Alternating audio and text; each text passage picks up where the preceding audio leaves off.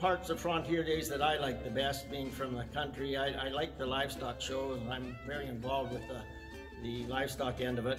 We couldn't have achievement days this year, and of course the kids don't get to show their animals in at the fair days, and we don't have the steer sale. But I'm going to give you a little poem about showing a steer. The tools of the trade when showing a steer are halter, comb, and show stick. They help keep the animal calm and cool so the judge can make his pick. Now the showman, he employs the show stick with pride as he enters into the spotlight. As the steer's head's lifted up, he takes the stick to set the feet just right.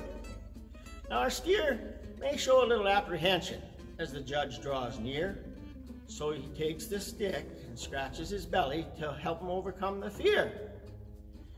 Well, his head's alert, his feet are straight, we got him looking great. Quick, judge, give us one more look before it is too late. Well, the class is done, we didn't place. We had no four-leaf clover.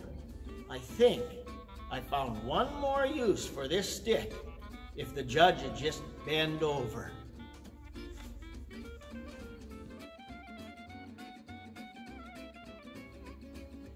With the virtual Frontier Days, we've got a beard growing contest, just like they had back in many days ago.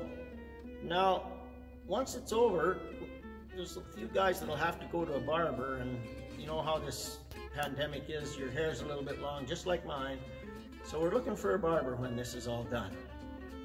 So this poem's called Whiskers.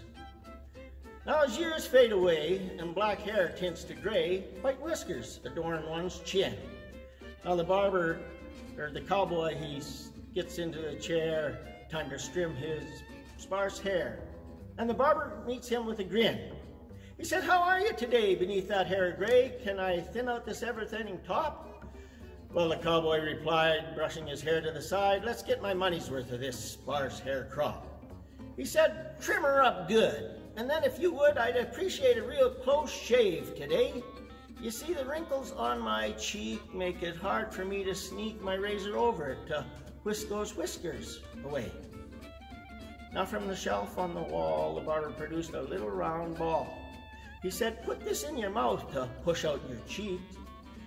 Then he cut that cowboy's hair, and with extra special care, he trimmed those cheeks clean and sleek. Now the cowboy looked in the mirror. He says, "Well, that's perfectly clear. This is the cleanest shave I think I've ever had."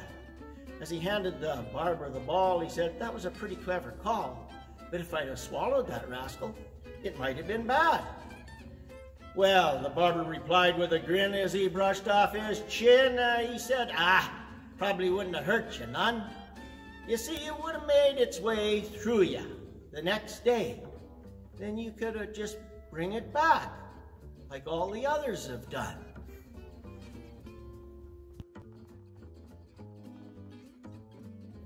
Walking to the fairgrounds, I saw an object at my feet. I stopped, cautiously looked, and made a small retreat to gander at that object on the ground below and find out what it was that aroused me so. Well, was it metal alloy, or maybe carved to wood? It could be formed aggregate. I reckon that I should have a better look at that object as it lay upon the ground there, somewhat tarnished on display. Well, was it laying loosely there? Well, I really wasn't sure if it was loose upon the ground or anchored there secured. And if I exert the effort to bend and it's solid in the dirt, then I'll have to straighten up. A futile action that will hurt. So I have a dilemma. Do I bend or stand here tall and kick it with one foot, hoping I don't fall? Because if I lose my balance and stumble on my feet, then I might topple over and land upon my seat. But if my foot can move it, and I know it's not secure, then I can safely bend and see what it is for sure. But if it is too heavy and hard for me to lift, then my effort is for naught, because my back may start to shift. But if I can grasp it and get it in my grip, then I might find out I've got one of those from a bygone trip. So if I really don't need it, then my effort is in vain, because now I got a decision. Do I put it back again? Well, now my problem's multiplied. It's hard to justify the predicament that I'm in since this object caught my eye. Such a dilemma of despair, depicting dismal sorrow. But wait, I can defer the decision, because it'll still be there tomorrow.